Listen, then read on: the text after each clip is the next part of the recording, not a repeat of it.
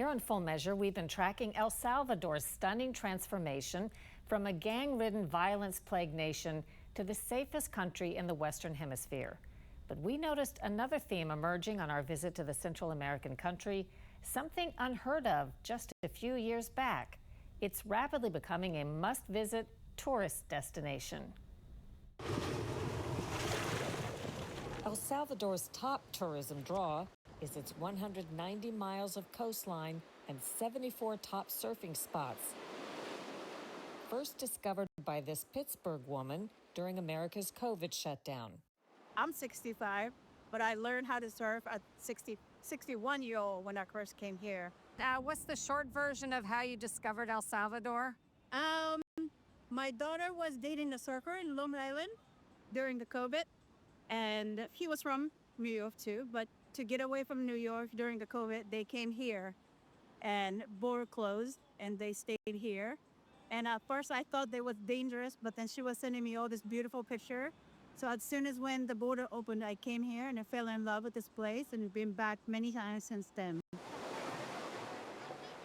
El Salvador tourism has tripled from 1.4 million visitors in 2018 to an estimated 4.2 million this year, a record number that puts it on the map as one of the fastest growing destinations on the globe.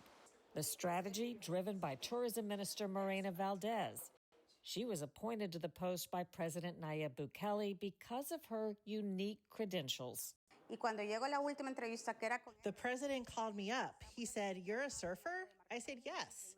He said, "And you live at the beach?" And I said, "Yes." He said, "That's what I need."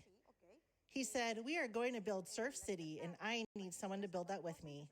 We need to stand out for something, and I need someone who understands why a surfer would come to El Salvador and how we're going to position El Salvador as a new destination, just like Hawaii, where they focused on their lifestyle."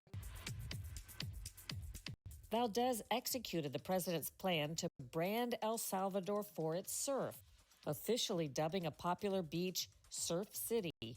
Now it routinely attracts professional surfers and world-class competitions. Welcome to the 2025 Surf City El Salvador ISA World Longboard Championship. Do you know how many of your visitors or what proportion of them are Americans?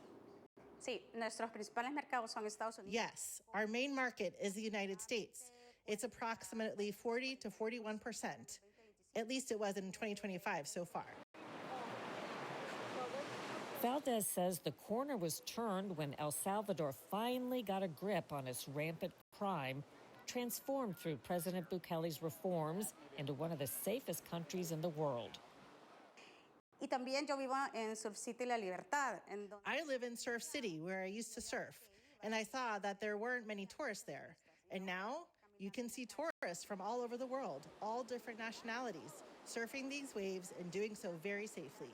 That's when you can really see, all right, it's changed. We've turned the corner. You see tourists everywhere. You see them at the beach. You see them on the bus. You see them downtown. What's your name? They include this first-time visitor we met from Los Angeles. Tell me what brings you here. The perfect waves and the warm weather. People are real friendly. It's easy to get around. What are you going to tell your friends? I'm going to keep it a secret. No, it's amazing here. I love it. Last year, tourism was the #3 industry in El Salvador, generating $3.7 billion. Interestingly, #1 industry driving the economy there is remittances, which refers to El Salvadorans outside of that country sending money back home, most of it from the U.S.